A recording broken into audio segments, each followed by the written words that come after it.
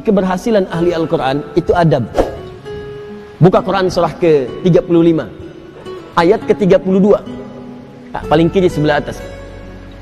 Thumma awrathna al-kitaba alladhina istafayna min ibadina. Kemudian kami wariskan Al-Quran itu kepada hamba-hamba yang kami pilih. Awas, ada yang rajin baca, one day one juz, one day one ayah, kan? One day one surah, dan seterusnya. Ada yang rajin menelaah, buka tafsir ini, tafsir itu. Ada yang rajin menghafalkan, ya Masya Allah.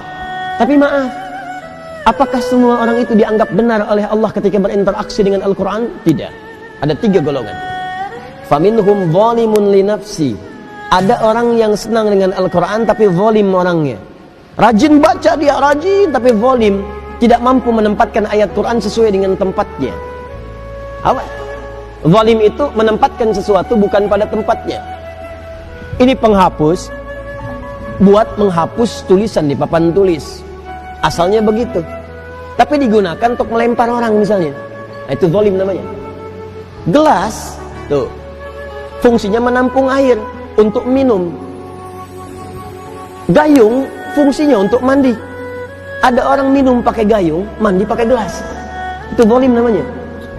Ada orang sering ngaji, baca qul huwallahu ahad, katakan hanya Allah yang esa, hafal ayatnya, tahu maknanya, tapi tidak menempatkan ayat sesuai dengan tempatnya. Dia katakan di lisannya semua agama sama.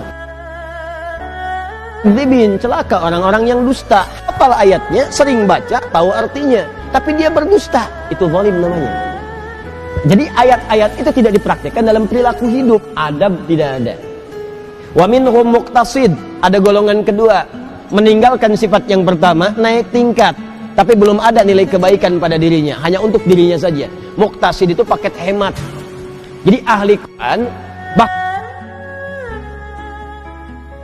kalau perilakunya nampak kegiatan sehari-hari, sering mojok di masjid misalnya, atau dekat tiang-tiang nyandar, baca ulang-ulang hafalan. Tapi kalau diminta, Mas bisa ngimamin, yang lain saja. Nah, itu paket hemat kata Quran.